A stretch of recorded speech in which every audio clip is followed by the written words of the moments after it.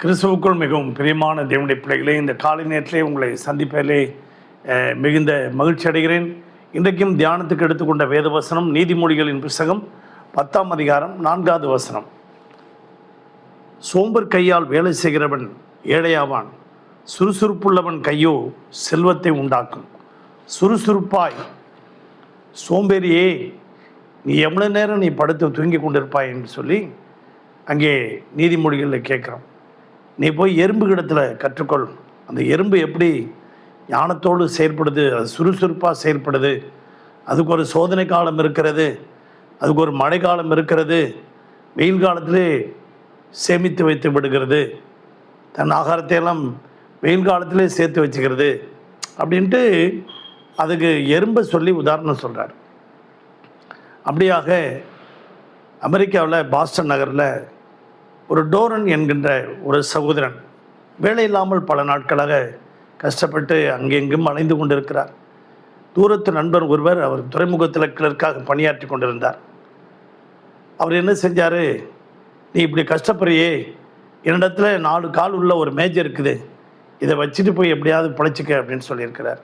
அதை எடுத்துகிட்டு வந்து அவர் சில நேரங்களில் காலையில் அலுவலகத்தின் பக்கத்தில் போட்டு அது பேப்பர் விற்பனை செய்வார். சாயந்தரம் ஆனால் இந்த டேபிளில் போட்டு பூக்களை வச்சு பார்க்கு பக்கத்தில் போய் வியாபாரம் பண்ணுவார். ஞாயிற்றுக்கிழமை ஆனால் இப்படி சர்ச்சு பக்கத்தில் போய் மெழுகுவர்த்தி வச்சு வியாபாரம் பண்ணிகிட்டு இருப்பார். இப்படி கொஞ்ச நாளாக காசு சேகரித்து ஒரு நாள் ஒரு டைப்ரைட்டிங் மிஷின் வாங்கி அந்த வேலையை செஞ்சார். நல்ல காசு சேர ஆரம்பிச்சிருச்சு.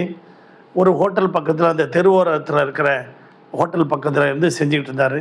அந்த ஹோட்டல் ஓனர் என்ன செஞ்சார், இவர் சுறுசுறுப்பாக செயல்பட்டதை பார்த்துட்டு, என்னுடைய ஹோட்டல் நஷ்டமாயிடுச்சு, இதை நீங்கள் வச்சுக்கிட்டு எப்படியாவது நடத்துங்கப்பா அப்படின்ட்டார். அவரும் அந்த ஹோட்டலை எடுத்து டேபிளில் போட்டு நல்ல உற்சாகமாக செய்ய ஆரம்பிச்சிட்டாரு. அப்படியாக நாளடைவில் டெவலப்மெண்ட் ஆக ஆரம்பித்தார்.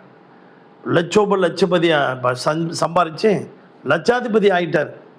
ஒரு நாள் இந்த டேபிள் கொடுத்த நண்பரை பார்க்கறதுக்காக போனார். அவர் கண்ணில் தென்பட்டார். இந்த டேபிளை கொடுத்து என்னை வாழ வைத்ததற்காக உங்களுக்கு ஏதாவது ஒரு வெகுமதி கொடுக்கணும்னு சொல்லி. என்ன வெகுமதி கொடுக்க போகிறீங்க, எவ்வளோ கொடுக்க போகிறீங்க அப்படின்னு.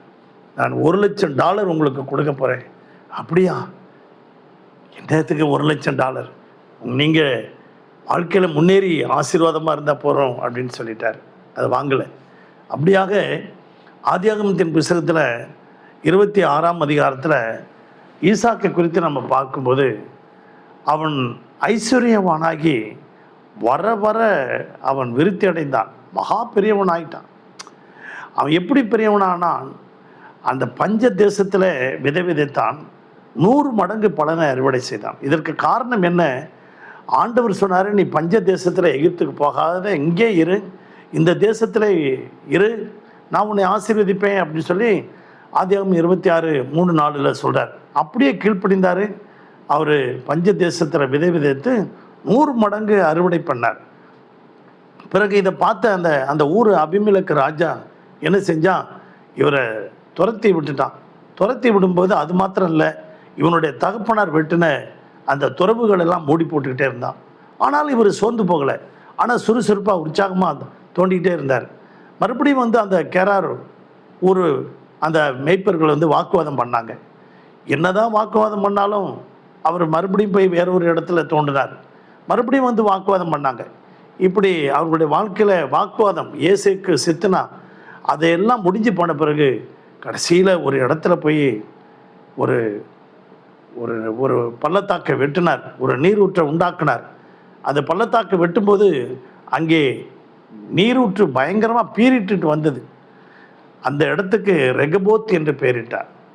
கர்த்தர் நமக்கு பழுகி பெருகும்படியாக இடத்தை இந்த தேசத்தில் உண்டாக்கினார் என்று சொன்னான். அவன் பழுகி பெருக ஆரம்பிச்சிட்டான்.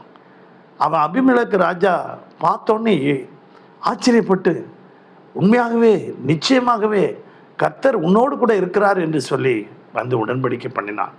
அன்பு தேவனுடைய பிள்ளைகளே, எவ்வளவுதான் சோர்வு வந்தாலும், உபத்திரம் வந்தாலும், துன்பங்கள் வந்தாலும், எதிரிகளால் பலவிதமான பாடுகள், கஷ்டங்கள், நெருக்கங்கள் வந்தாலும் சோர்ந்து போகாதபடிக்கு சுறுசுறுப்பாக உற்சாகமாக வேலை செய்து அவன் அந்த தேசத்தில் பழுகி பெருகும்படி தேசத்திலே கர்த்தர் வாசலை திறந்தார் என்றால் உங்களுக்கும் கர்த்தர் அப்படியாக தேவன் செய்வார்.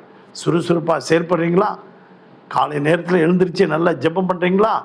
நல்லா உற்சாகமாக ஜெபம் பண்ணுங்க, வேதத்தை வாசிங்க, ஜெபிங்க. கர்த்தர் உங்களை ஆசீர்வதிப்பார். பரலோக பிதாவே, இந்த சத்தத்தை கேட்டுக்கொண்டிருக்க ஒவ்வொரு பிள்ளைகளையும் ஆசீர்வதிங்க, ஒவ்வொரு குடும்பத்தையும் ஆசீர்வதிங்க. ஆண்டவர் ஈசாக்கை போல 100 மடங்கு அறுவடை காண உதவி செய்ய முடியாது. ஜெபிக்கிறோம். அவர்கள் தேவைகளை சந்திங்க. ஒரு குறைவில்லாமல் இதுவரைக்கும் நடத்தின கர்த்தரை இனி நடத்துங்க. ஒவ்வொரு குடும்பத்தையும் வேலி எடுத்து பாதுகாத்துக் கொள்ளும். ஆசீர்வதியும். இயேசுவின் நாமத்தில் பிதாவே, ஆமென்.